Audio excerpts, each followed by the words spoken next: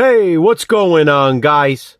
The Horror Man back putting a positive spin on Home Alone 4, Taking Back the House.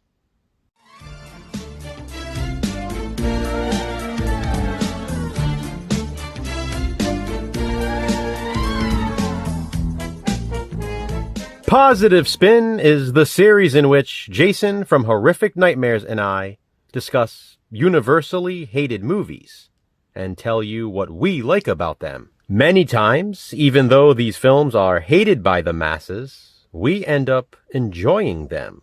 That is undoubtedly the case with Home Alone 4, Taking Back the House, included here on this double feature DVD, along with Home Alone 3. Coincidentally, we could have also given Home Alone 3 a positive spin, since people don't like that one either. Home Alone 4, however, is by far the most hated movie in the franchise. It currently has an extremely low rating of 2.6 out of 10 on IMDb. That is painfully low, and pathetically so, because it deserves much, much more. After Jason and I got done watching the movie, he said to me, "This will be the easiest positive spin to film." I had seen it before, multiple times, but this was a first-time watch for Jason.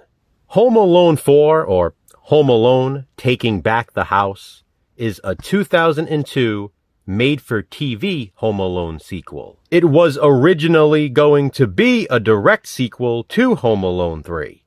But then the filmmakers changed their minds. Instead, it was made as sort of a feature-length pilot to a hopeful Home Alone TV series. It's absolutely a standalone movie, but it could have led into the show. In fact, the cast had already signed on for the series if it were to be picked up.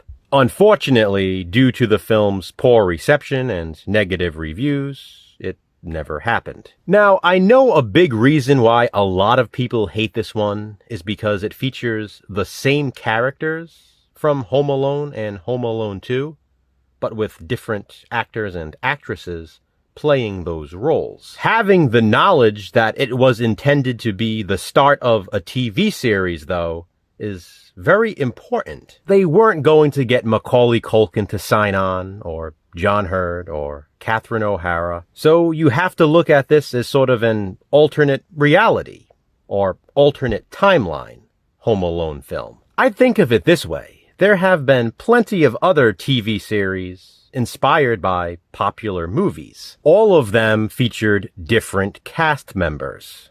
Honey, I Shrunk the Kids, Harry and the Hendersons, Fast Times at Ridgemont High, 10 Things I Hate About You, Terminator, Teen Wolf, and probably the most successful of all, Buffy the Vampire Slayer. Why would a different cast in a Home Alone TV series be so much worse than any of those? Again, knowledge is power. Knowing this was supposed to set up a TV series makes a difference. Regardless of that, though, Home Alone 4 is incredibly fun. This is an entertaining sequel no matter who stars in it. For me, it's a perfect example of people just hating a movie because it wasn't exactly what they wanted. Either that or they didn't even give it a chance. 2.6 is an astoundingly low score, and the movie is much better than that. Not even in a bad movie that's still entertaining sort of way. Objectively speaking, Home Alone Taking Back the House is a genuinely good made-for-TV movie.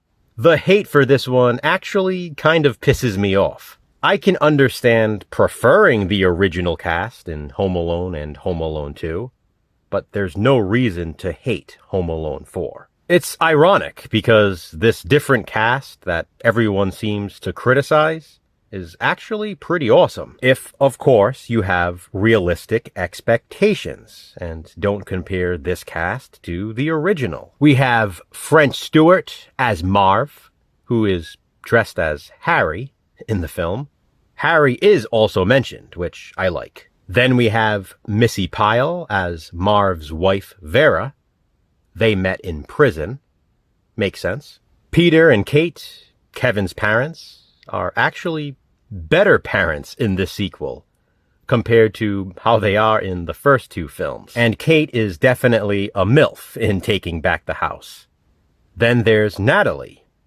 Kevin's parents are separated in Home Alone 4, and his dad has a new fiancée, and Natalie is hot. She's also rich and lives in not just a mansion, but a smart house. That's my favorite thing about Home Alone 4, the setting.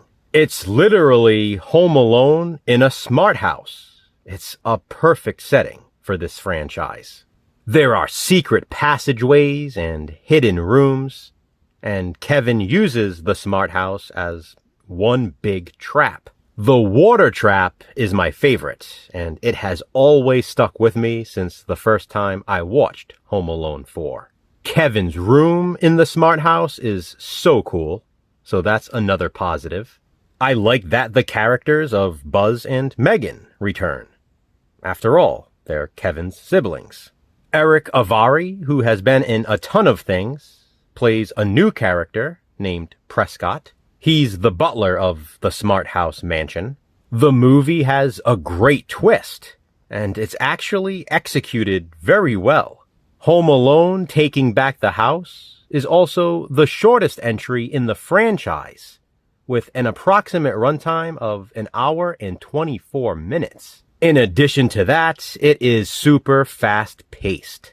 Of course, the film is festive. It's once again set on Christmas. Interestingly, Home Alone 4 takes place a year after the events of the original Home Alone, making it a direct sequel to that one. That lends itself to the idea I brought up earlier of Taking Back the House being an alternate reality or alternate timeline Home Alone film.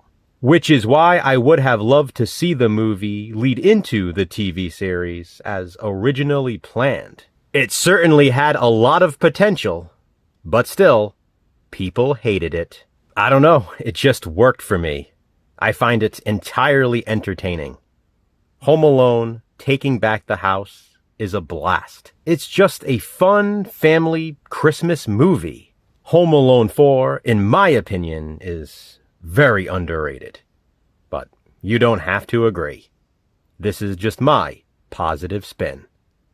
Please be sure to check out Jason's as well. Have you seen Home Alone 4 Taking Back the House?